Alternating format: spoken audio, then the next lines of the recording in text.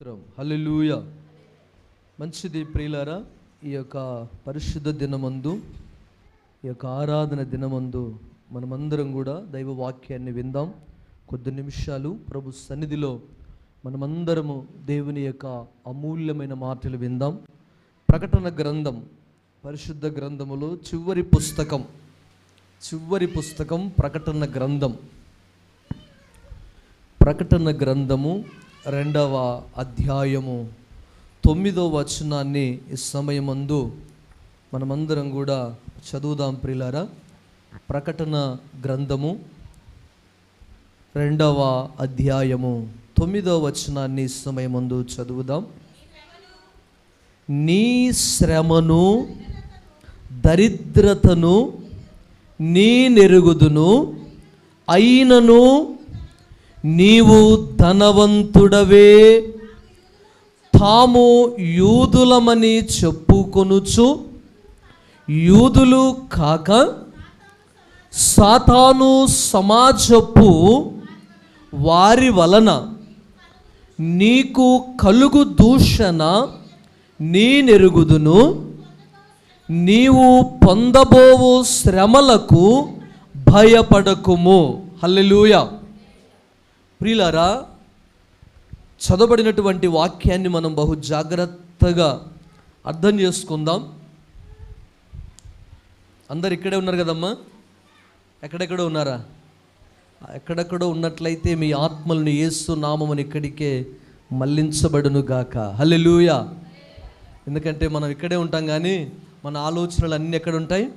ఎక్కడెక్కడో తిరుగుతూ ఉంటుంది.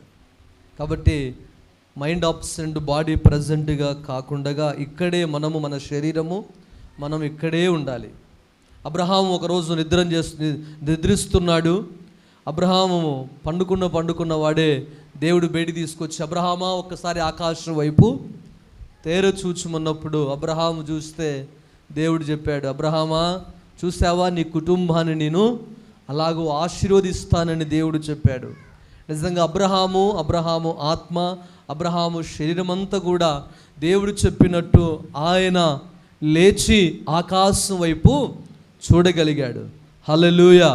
ఈ ఉదయకాలపు వేళలో ప్రియులారా, దేవుని మాటలు వింటున్న నా ప్రియమైన దేవుని బిడ్డలారా, మన మనస్సు, మన తలంపు, మన శరీరము అన్నీ దేవుని వాక్యంపై ప్రభువు నిలుపునుగాక. ఆమేన్, ఆమేన్. మంచిది, త్వరగానే ముగించుకుందాం. దేవునికి స్తోత్రం. హల్లెలూయా. ప్రియులారా, ప్రకటన గ్రంథం ఎవరు రాశారు? ఈ గ్రంథాన్ని ఏ యోహాను రాశాడు? ఈ ప్రకటన గ్రంథాన్ని ఎవరు రాశారు? యోహాను రాశారు. యా యోహాను? దేవునికి స్తోత్రం కలుగునుగాక. హల్లెలూయా. ప్రియులారా, ఈ గ్రంథాన్ని ఎక్కడ రాశాడంటే పద్మాస్వ దీపం దగ్గర కూర్చొని రాశాడు. అడవిలో కూర్చొని ఈ యొక్క ప్రియులారా ఏకాంతముగా ఎవరు లేని ప్రాంతములో పద్మాస్వ దీపం మీద కూర్చొని మరి దేవుడు యోహానుతో చెప్పుతే రాసినటువంటి పుస్తకమే ప్రకటన గ్రంథము. ప్రియులారా, ఈ ప్రకటన గ్రంథము 2వ అధ్యాయము 9వ వచనములోనే 5 విషయాలు మనకు కనిపిస్తాయి. మొదటిది, దేవుడు అంటాడు, నీ శ్రమను, ఏమంటమ్మా? నీ శ్రమను దరిద్రతను నీ నెరుగుదును. దేవునికి స్తోత్రం. ప్రియులారా, మొదటిది నీ శ్రమను, రెండవది దరిద్రత, మూడవది నీవు ధనవంతుడవే, నాలుగవది తాము యూదులమని చెప్పుకొనుచు యూదులు కాక సాతాను సమాజపు వారు, ఐదవది నీవు పొందిన శ్రమకు నీవు భయపడకుము. ప్రియులారా, ఈ 5 విషయాలు ప్రియులారా 5 వారాలు మనం జ్ఞాపకం చేసుకుందాం. 5 విషయాలు, 5 వారాలు మనము దేవుడు మనతో ప్రభువు వాక్యము ద్వారా సూటిగా మనందరితో మాట్లాడునుగాక. హల్లెలూయా. మొదటిది ఏంటనంటే నీ శ్రమను. ఏంటంటమ్మా? శ్రమ. ప్రియులారా, దేవుడు ఈ ఉదయకాలమున మాట్లాడుతున్న మాట ఏంటంటే నీ శ్రమను నేను ఎరుగుదును.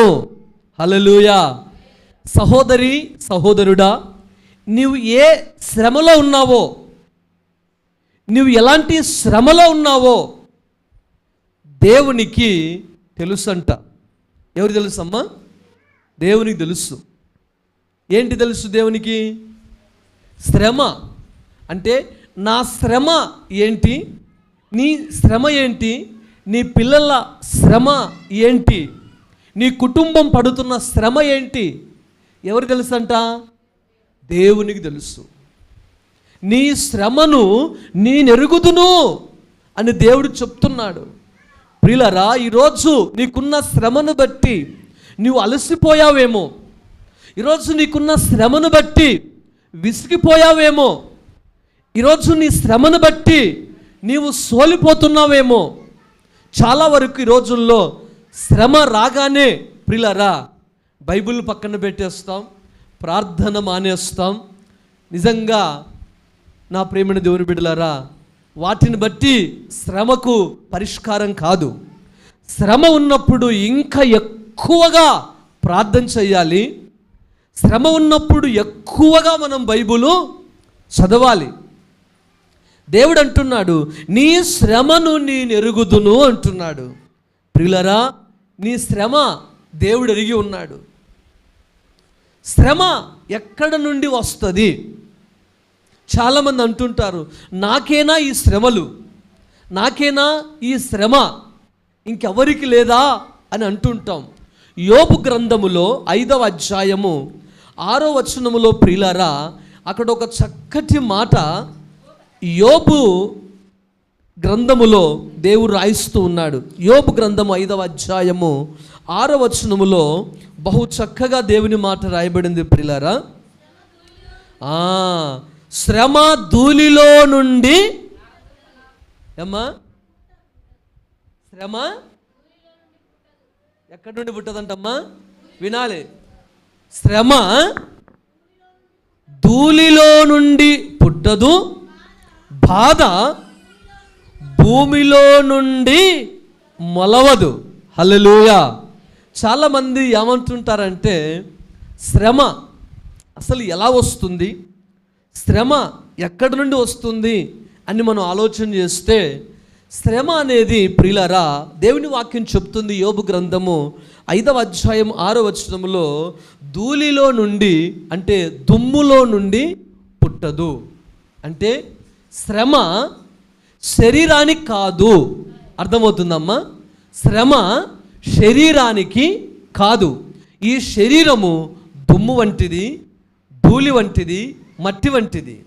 ప్రియులారా, ఈ శ్రమ దేవుని వాక్యం అంటుంది ధూళిలో నుండి పుట్టదు, బాధ భూమిలో నుండి మొలవదు. చాలామంది అంటుంటారు, ఈ భూమి మీద పడిన కానుంటి నా శ్రమ, నా బాధ ఎవరు ఎరుగుదురు, ఎవరికి తెలుసు అని అంటుంటాం. కానీ నీ శ్రమను ఎరిగిన వారు, నీ బాధను ఎరిగిన వారు ఒకరున్నారు, ఆయనే ప్రభు అయిన యేసుక్రీస్తు. హల్లెలూయా. నీకున్న శ్రమలు బట్టి నువ్వు సోలిపోవద్దు.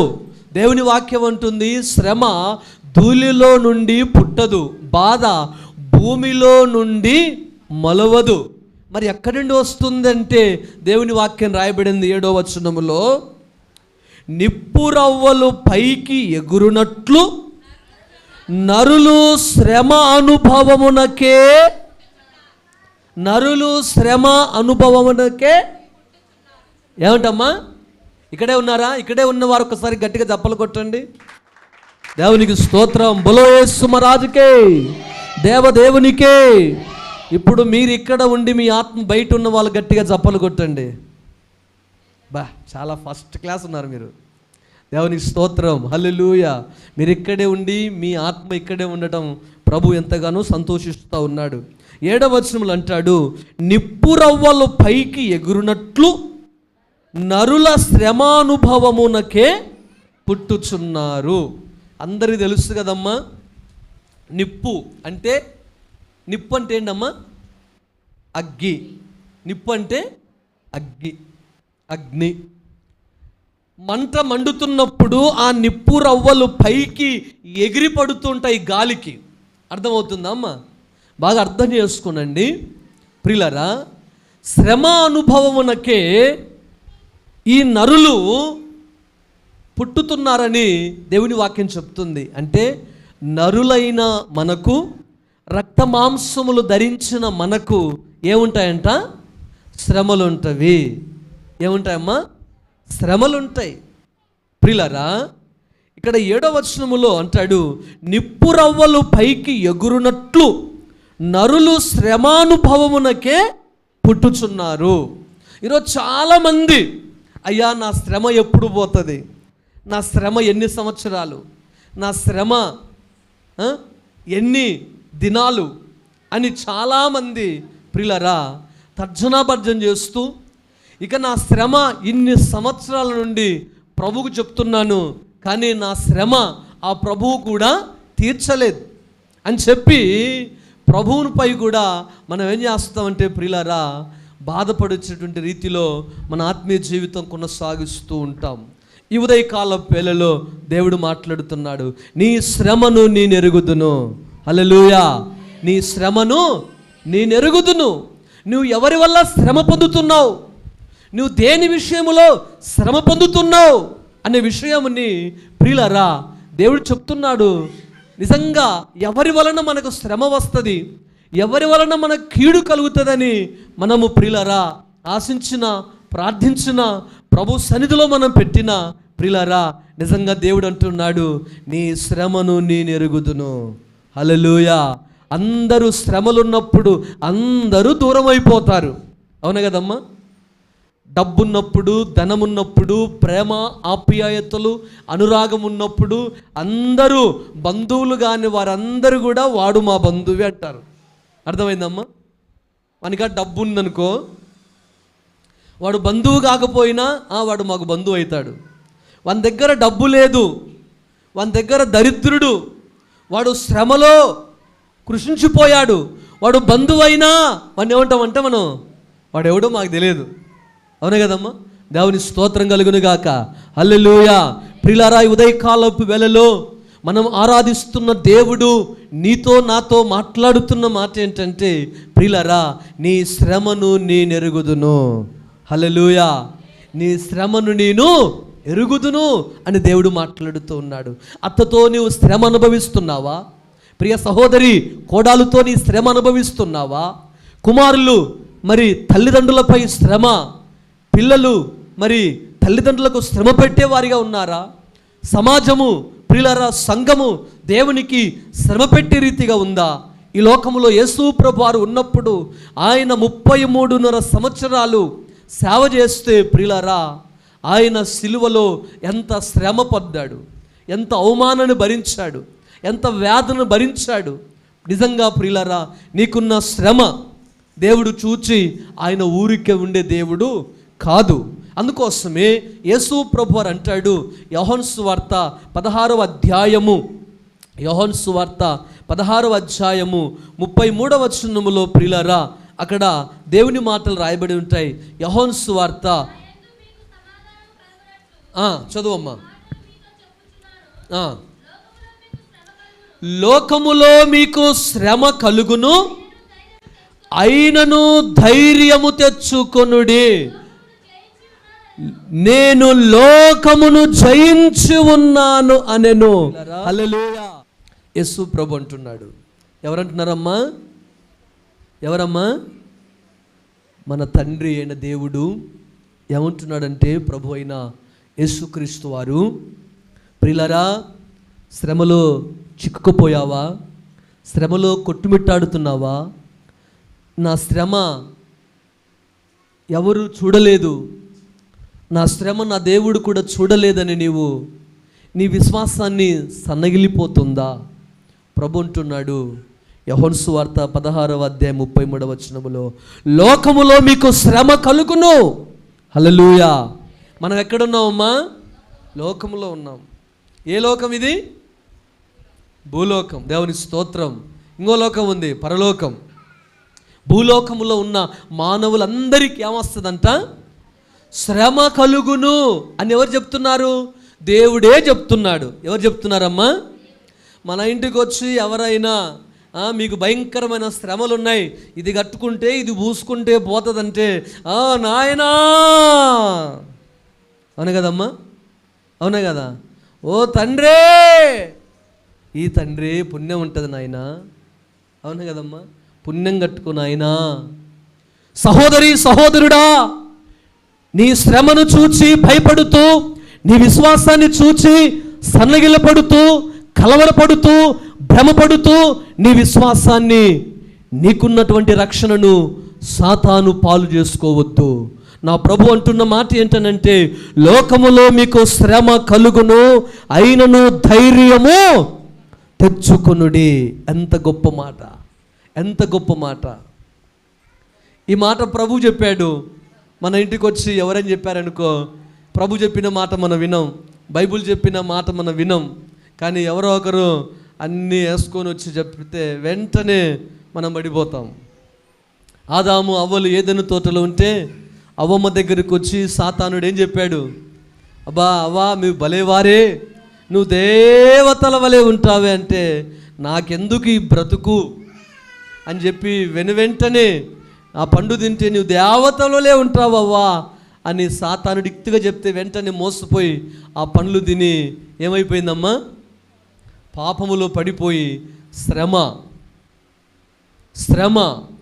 వేదన, దుఃఖం, బాధ, ప్రయాస, ప్రియులారా, అవమానం, చిగ్గు, దేవునికి దూరస్తులైపోయారు. ఈరోజు నీ శ్రమను బట్టి దారులు వెతుక్కోవద్దు. నీకున్న శ్రమ ఎక్కడికి వెళితే పోతుంది, నీకున్న శ్రమ ఏ విధంగా పోతుందని ఆలోచించకు.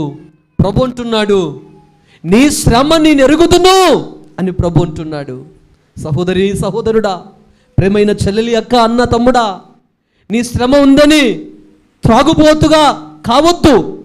నీకు శ్రమ ఉందని దేవునికి దూరం కావద్దు. నీకు శ్రమ ఉందని ప్రార్థించటం మానొద్దు. నీకు శ్రమ ఉందని బైబిల్ చదవడం మానొద్దు. శ్రమ ఉందని చెప్పి బైబిల్ ఎక్కువగా చదవడం ప్రారంభించు, ప్రార్థించటం ఎక్కువగా ప్రారంభించు. నీ శ్రమ నా దేవుడు తొలగించడానికి సమర్థుడు. హల్లెలూయా.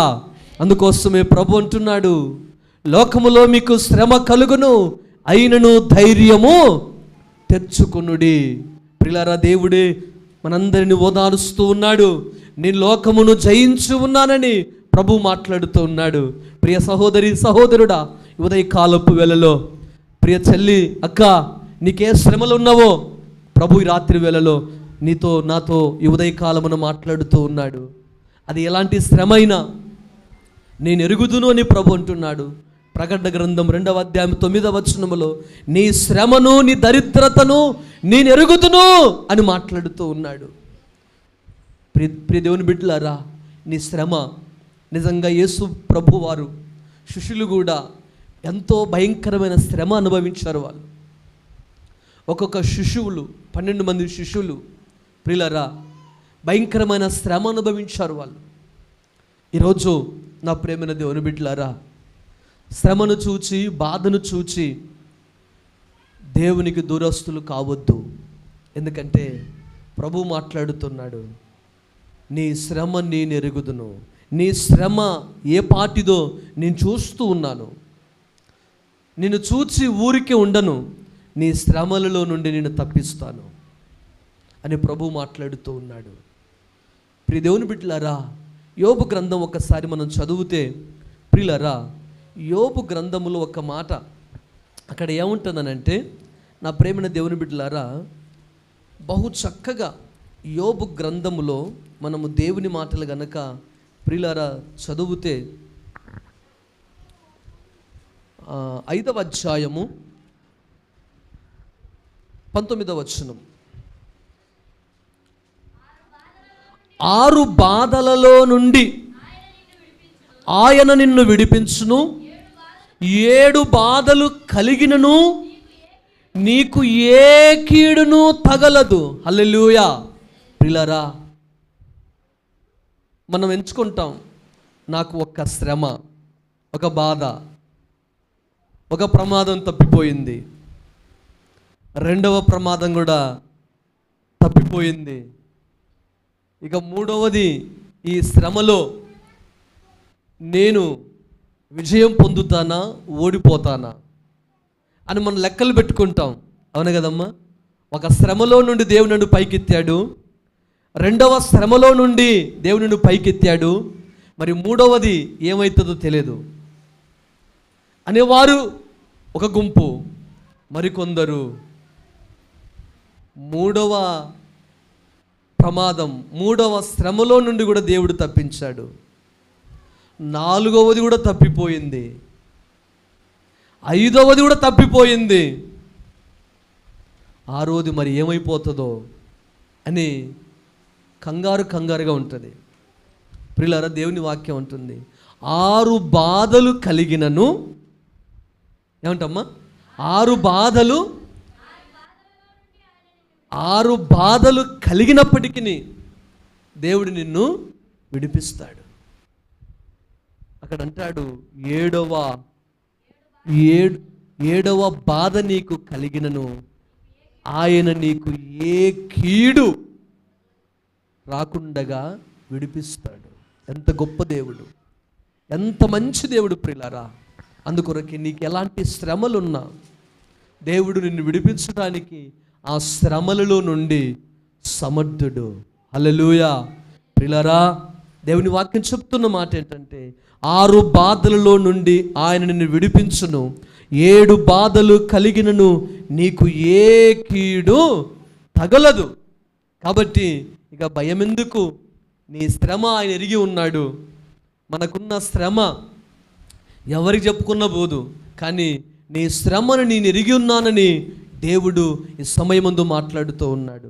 నా ప్రేమైన దేవుని బిడ్డలారా, నేటి ఉదయకాలపు వేళలో పరిశుద్ధాత్మ దేవుడు మనందరితో ఏమంటున్నాడనంటే, ఒకరొకరు ఒక శ్రమలు ఉంటాయి, రకరకాల శ్రమలు. అవునా కదమ్మా? రకరకాల శ్రమలు. ఆ శ్రమలు ఎవరికి చెప్పుకోవాలనో మనకు తెలియదు. బైబిల్లో చాలామంది భక్తులు శ్రమ కలిగింది వారికి. ప్రియులారా, ఈయన చూద్దాం, యోబు అంటున్నాడు, యోబు కలిగిన శ్రమలు బైబిల్లో ఎవ్వరికి లేవు, భూమి మీద ఇంతవరకు ఎవ్వరికి లేవు. ప్రియులారా, భయంకరమైన శ్రమలు అనుభవించాడు యోబు. తన కుమారులు ఏమైనా పాపం చేశారేమో చెప్పి అరుణోదయమున ఆయన విందు చేశాడు. ఆయన నిజంగా ప్రియులారా దేవునికి సమర్పించుకున్నాడు. యోబు నిజంగా అలాంటి శ్రమలు ఎవ్వరికి రాకూడదండి. యోబు కలిగిన శ్రమలు, ఆ శ్రమలలో కూడా యోబు ఏమంటాడు తెలుసా? యెహోవా ఇచ్చను, యెహోవా తీసుకొని పోయెను, ఆయనకే స్తుతి కలుగునుగాక. హల్లెలూయా.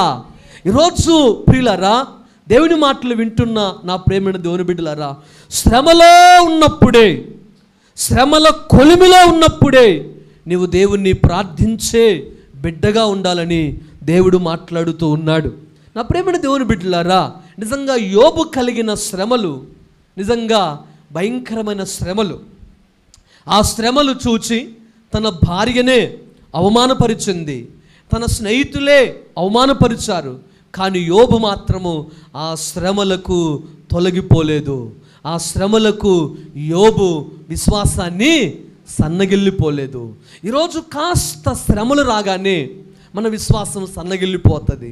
ప్రియులారా, అందుకోసమే ప్రభు అంటున్నాడు, మీకు లోకములో శ్రమ కలుగును, అయినను మీరు ధైర్యము తెచ్చుకొనుడి, నేను లోకాన్ని జయించి ఉన్నాను. హల్లెలూయా. యేసు ప్రభువారు మనకంటే ముందే మనన్ని శ్రమలు ఆయన భరించాడు.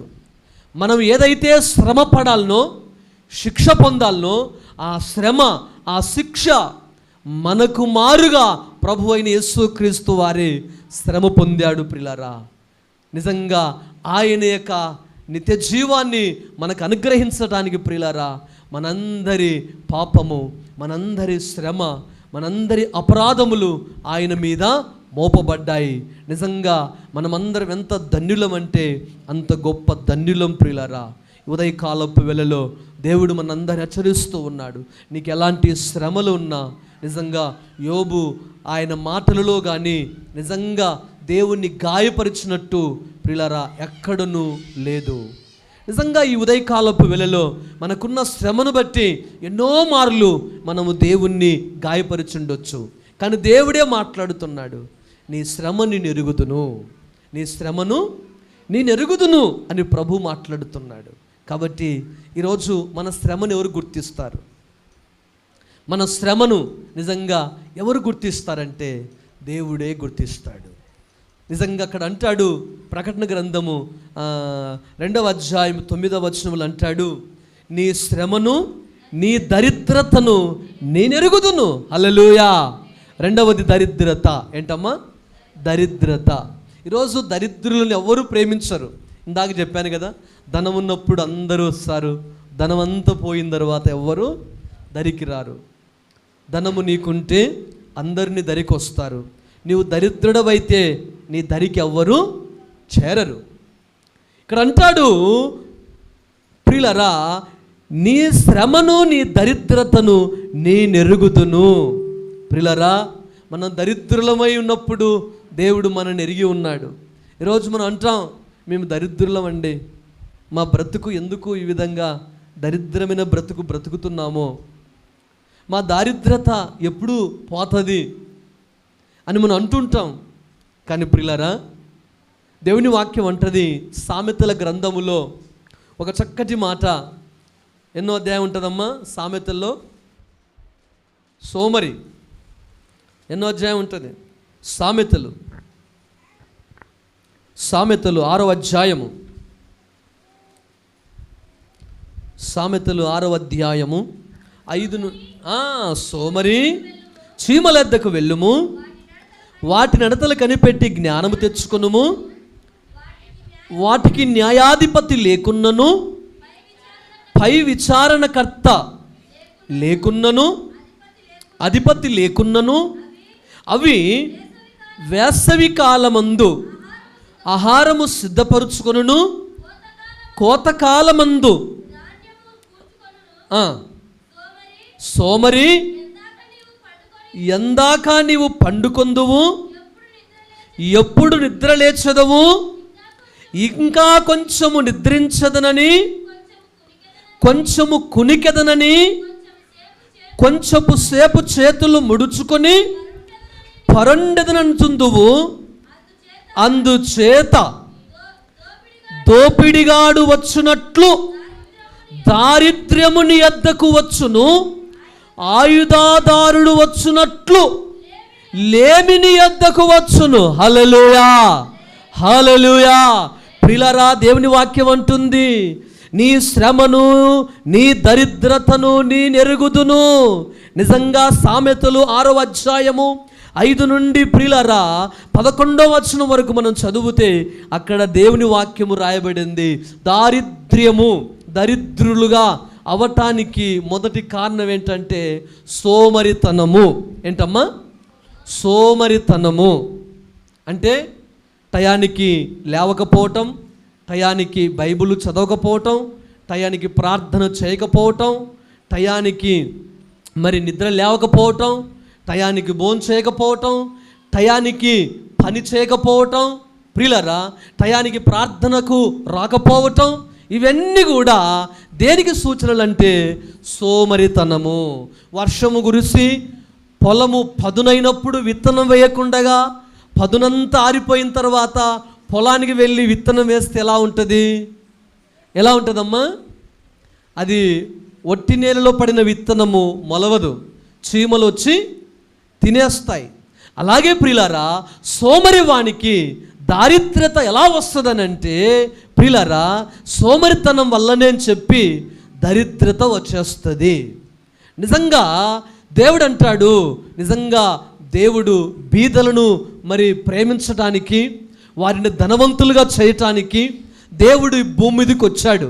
ఈరోజు మనం అంటాం, నేను దరిద్రురాలిని, నేను దరిద్రుడిని, నన్నెవరు ప్రేమిస్తారు, నన్నెవరు గుర్తిస్తారు అయ్యో నా దరిద్రతను బట్టి నా కుటుంబం పాడైపోయింది అయ్యో అని చెప్పి ఈ లోకములో కొన్ని కుటుంబాలకు ప్రియులారా ఆ దారిద్రత నిజంగా ఎలా వస్తుందనంటే సోమరితనమే.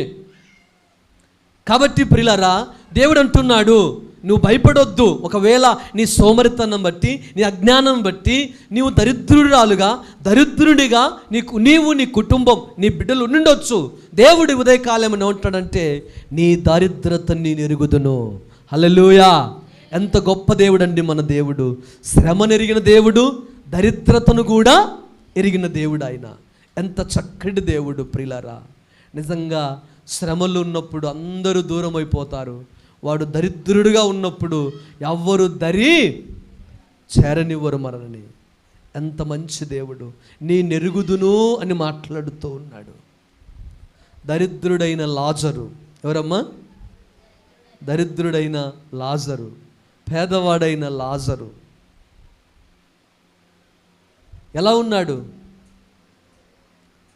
భయంకరమైన స్థితి, ఎవరు ప్రేమించలేని స్థితి.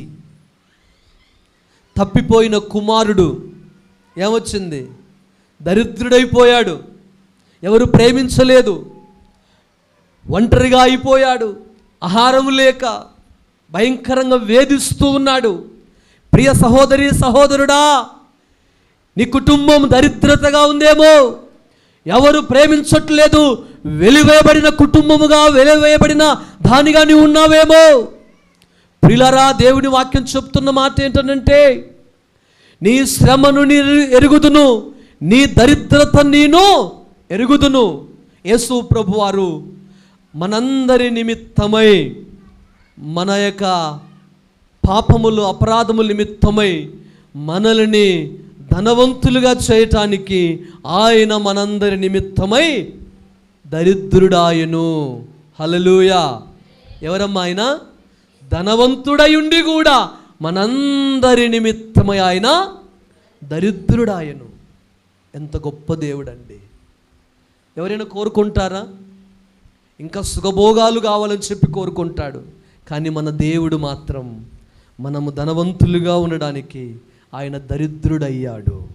ఎంత గొప్ప దేవుడు, ఎంత మంచి దేవుడు ప్రియులారా.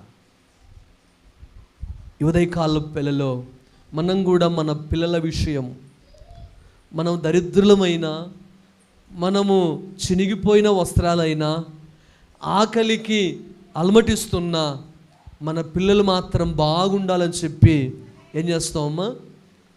మనం ఆకలికైనా తట్టుకుంటాం, కాస్త మనకు తక్కువైనా నా పిల్లలకు తక్కువ కాకూడదని చెప్పి మనం ఎంతగానో ప్రేమిస్తాం, వారి కొరకు ఎంతగానో మనం శ్రమిస్తాం. కానీ మన దేవుడు కూడా ప్రియులారా ఎంత చక్కగా మనల్ని, మన దారిద్ర్యతను తొలగించడానికి ఆయన దరిద్రుడయ్యాడు. ఈరోజు మనం దరిద్రులమని చెప్పి బాధపడొద్దు. నిన్ను ధనవంతునిగా చేయటానికే ప్రభు అయిన యేసుక్రీస్తు వారు ఈ భూమి మీదకి వచ్చాడు. అందుకోసం ప్రభు అంటాడు, బీదలైన వారు మీరు ధన్యులు. హల్లెలూయా. బీదలైన వారు మీరు ధన్యులు.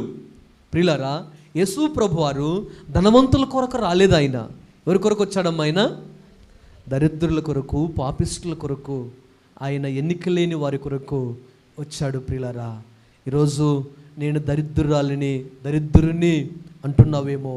దేవుడు నీ కోసమే పరలోకమును వీడి భూమి మీదకి దిగి వచ్చాడు.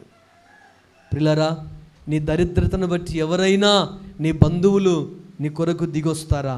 ఎవ్వరు రారండి. ఎంత గొప్ప దేవుడు. అందుకోసమే ప్రియులారా, మనందరి దారిద్రతను పోవడానికే పరిశుద్ధుడైన దేవుడు పరిశుద్ధ రక్తము ద్వారా మనం కడగబడి నీతిమంతులుగా తీర్చబడి మన పాపములు ఒప్పుకొని క్రీస్తు రక్తములో మనము కడగబడితే దేవుడు మన నీతిమంతులుగా చేసి ఆయన ధనవంతులుగా చేయటానికి సమర్థుడు. ప్రియులారా, అందుకోసమే కోడి తన పిల్లలను ఎలాగైతే రెక్కల చాటున దాచుకుంటుందో,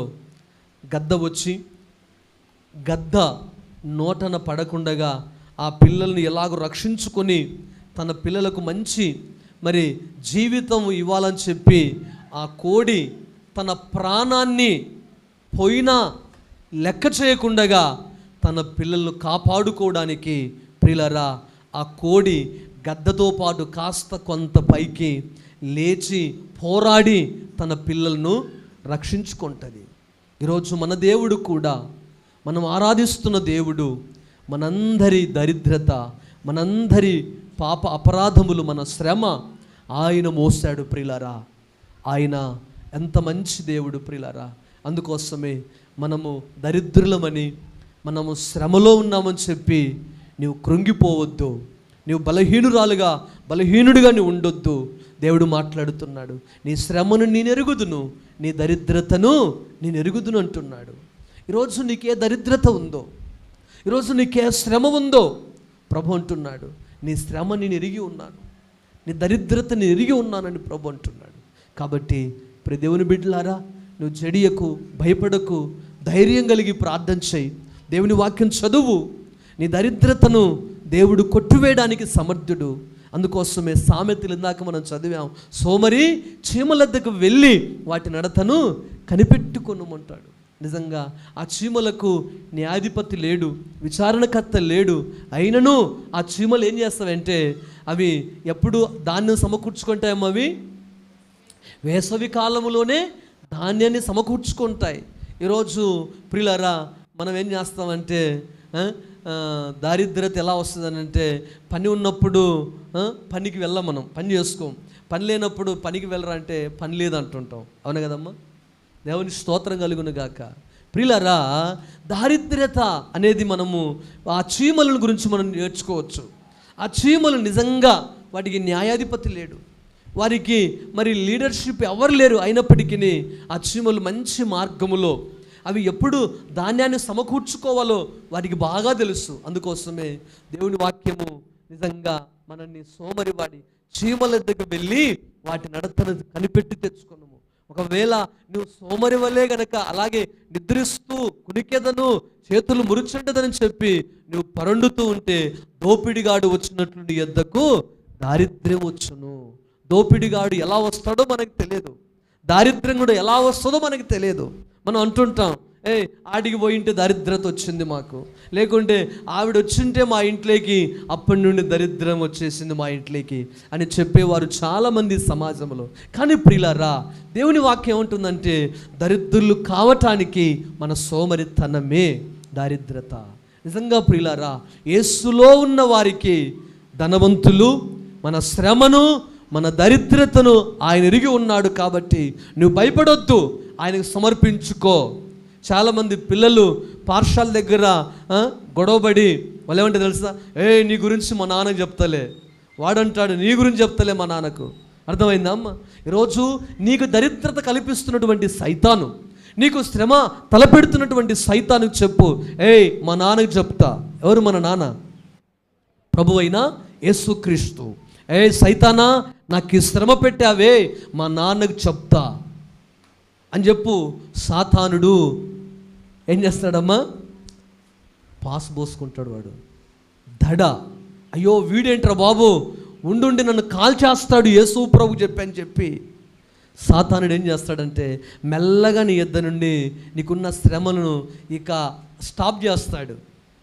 నీవు ఇంకా నాకు శ్రమ వచ్చిందే, అబ్బా నాకు బాధ వచ్చిందే అని ప్రార్థన చేయకుండా, బైబిల్ చదవకుండా, దేవుని సన్నిధికి రాక, దేవునికి దూరం అయిపోతే నిజంగా నీ శ్రమలు ఎక్కడ పోయినా పోవు ప్రియులారా. నీ శ్రమను, నీ నిందను నీ నెరుగుదును అని చెప్పిన దేవుని దగ్గరికి రా. నీ శ్రమను, దేవుడు నిందను తొలగించడానికి సమర్థుడు. అందుకోసమే ప్రభు అంటాడు, నీకు లోకములో శ్రమ కలుగును, అయినను ధైర్యము కలిగి ఉండండి, నేను లోకాన్ని జయించాను అని ప్రభు మాట్లాడుతూ ఉన్నాడు. కాబట్టి నా ప్రియ దేవుని బిడ్డలారా, ఉదయకాలపు వేళలో నీకు ఎలాంటి శ్రమ ఉన్నా ప్రభు చూస్తున్నాడు.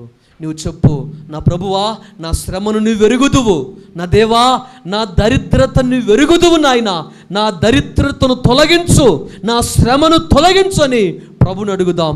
ప్రభు మన శ్రమను తొలగించడానికి సమర్థుడు. మన దరిద్రత జీవితాన్ని ప్రభువు తొలగించడానికి సమర్థుడు. ఎందుకంటే ఆయన ధనవంతులుగా చేయటానికి మన నిమిత్తము ఆయన దరిద్రుడయ్యాడు. మనమందరినీ కూడా దేవుడు ధనవంతులుగా చేయటానికి ప్రార్థన చేద్దాం. దేవుడి కొద్ది మాటలు మనందరి విడికిలో ప్రభు దీవించును గాక.